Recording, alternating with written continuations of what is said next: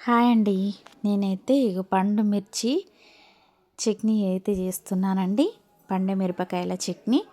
చూడండి, పండు మిరపకాయలు, ఎల్లిగడ్డ, కొంచెం చింతపండు వీటినైతే తీసుకొని పండు మిరపకాయల చట్నీ అయితే చేద్దామనేసి తీసుకున్నానండి. చూడండి, ముందుగా పండు మిర్చినైతే వీటి తొడిమలు అయితే తీసుకోవాలండి. కాడలు ఉంటాయి కదా, వాటినైతే తీసుకోవాలి.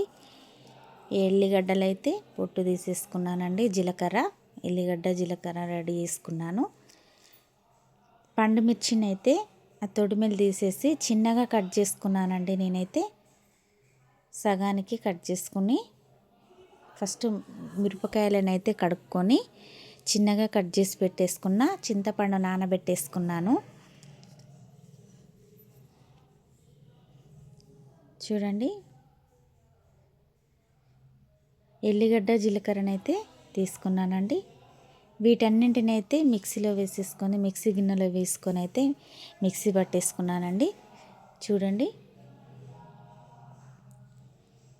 చింతపండు, ఎల్లిగడ్డ, జీలకర్ర, పండుమిర్చి వీటిని అయితే మిక్సీ జాలీలోకి తీసుకొని మిక్సీ అయితే పట్టేసుకుంటున్నా. చూడండి,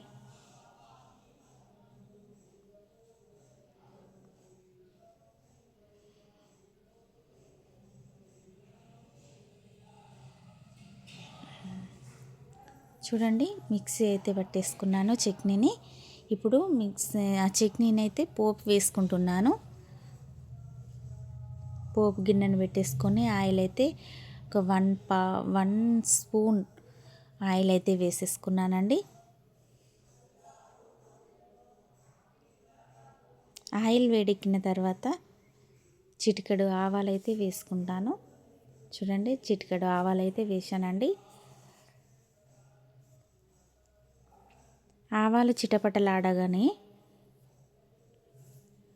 కరివేపాకు వేసుకుంటాను. చూడండి, ఎండుమిర్చి కూడా వేస్తున్నాను.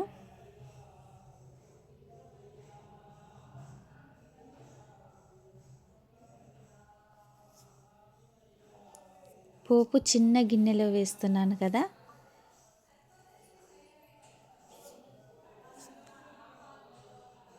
అందుకే అలా పట్టుకొని ఉన్నాను.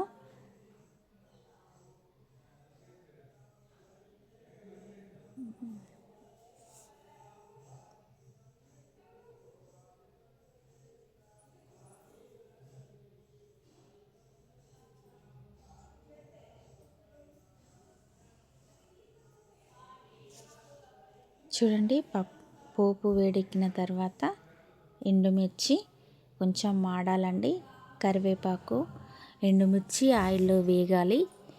వేగిన తర్వాత చిటికెడు పసుపునైతే వేసుకుంటున్నాను.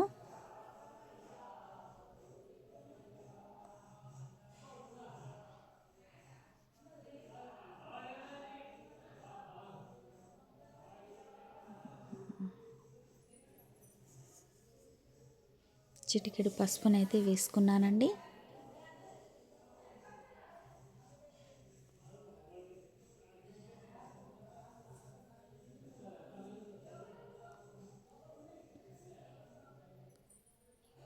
చట్నీలోనైతే ఆ పోపునైతే వేసుకోవాలండి. పోపు మంచిగా వేగిన తర్వాత చట్నీలు అయితే వేసుకోవాలి.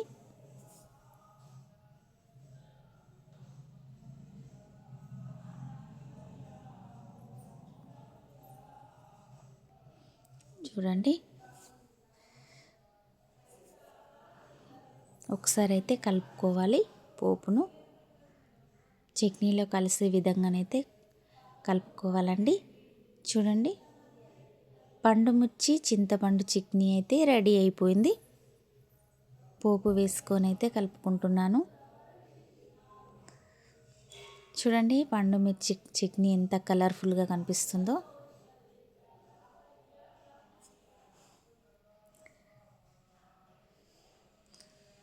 పండు మిర్చి చింతపండు చట్నీ రెడీ.